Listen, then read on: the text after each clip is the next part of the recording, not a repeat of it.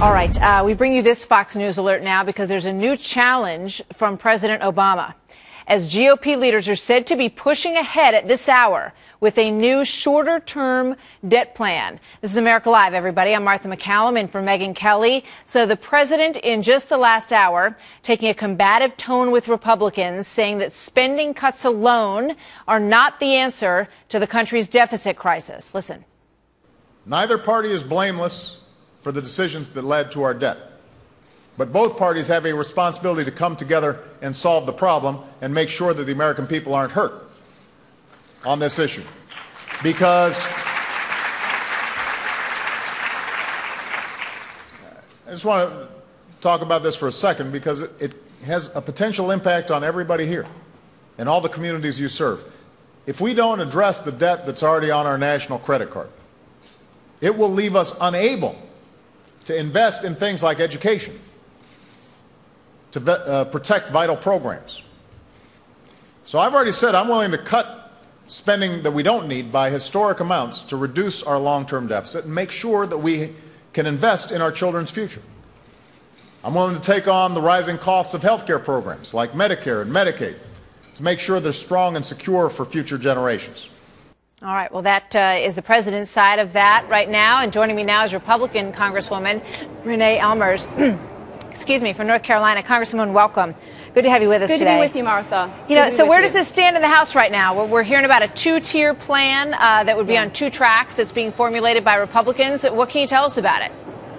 Well, this is exactly what we're putting forward, and the Speaker is putting forward a plan of action that will deal with all these issues. We can't raise taxes to protect those programs and keep Washington the same size as it has been. We know that Washington is too big. It's time to make some serious cuts. You know, what the Speaker is trying to do is put a program in place, a plan of real solutions that turns this from the President's shared sacrifice to a prosperity and shared prosperity. This is what we're looking for, and the Speaker is so strong on this, and we are behind him. And I know we're going to come up with the solutions that we need. This is the President's economy. This is a situation where he's put $3.7 trillion spent by Washington with nothing to show for it. We've got to turn it around, and it is very serious. All right. Well, there was a deal Friday that was for $800 billion in revenue increases.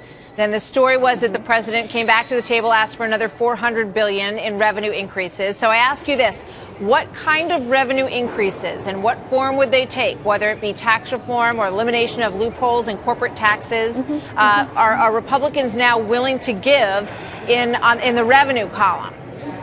Well, you know, the thing is, Martha, that if we're creating jobs, then we're going to be increasing revenue to the government. It's very simple. Create jobs out there, remove the uncertainty that our small business owners are faced with and our corporations, and we're going to have people back to work again, and revenues will increase to the government. Understood, but that's a future-looking thing, you know, and Sure. Democrats have been criticized for talking about saving money by eliminating the expenditures on the wars in Afghanistan and Iraq. That's also something that's a future-looking issue. So I'm asking you today, in terms of changes to the tax code for corporations, because we know that there's plenty of big corporations, including GE in this country, that don't, you know, last year ended up paying relatively little or no taxes at all. Are you putting forward anything in terms of corporate tax reform that you would be willing to undo in loopholes today?